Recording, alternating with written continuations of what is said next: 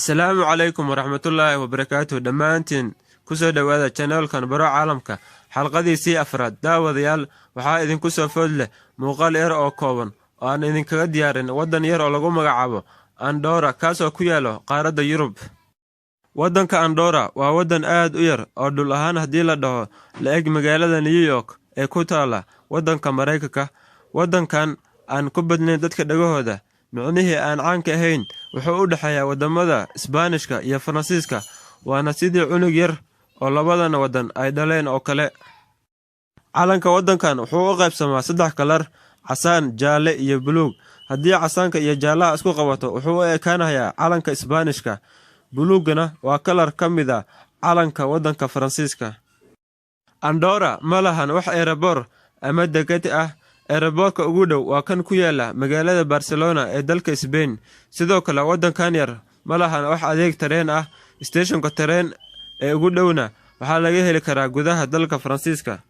Dhulka waddankan waa dhul gabi ahaantiisba buuraley ah oo wax bad ah xuduud la leeyahay, hase ahaatee webiyaal ku yaalaan. Kaliya 2% ayaa ah dhul waddankan gudihiisa wax lagu beeri karo. Cuntada badankeedna waddankan waa loo soo dhoofiyaa maxaa yeelay dhaqaalaha dalkan waa mid ku dhisan dalxiiska. Dadka asal ahaan ka soo jeeda waddankan waa dad aad u yar waxayna qaataan 33% dadka ku nool waddankaas. Dadyoga kale ee ku nool waddankan waxaa ka mid ah dadka Isbaanishka, Faransiiska iyo Boortaqiiska. Luqado badan ayaa dalkan looga hadlaa inkastoo luqadda ugu weyn ay tahay luqadda lagu magacaabo Catalan. Dalkan lagu magacaabo Andorra ma laha saaxiibo badan waxayna kaliya safarado ku leedahay 6 waddan.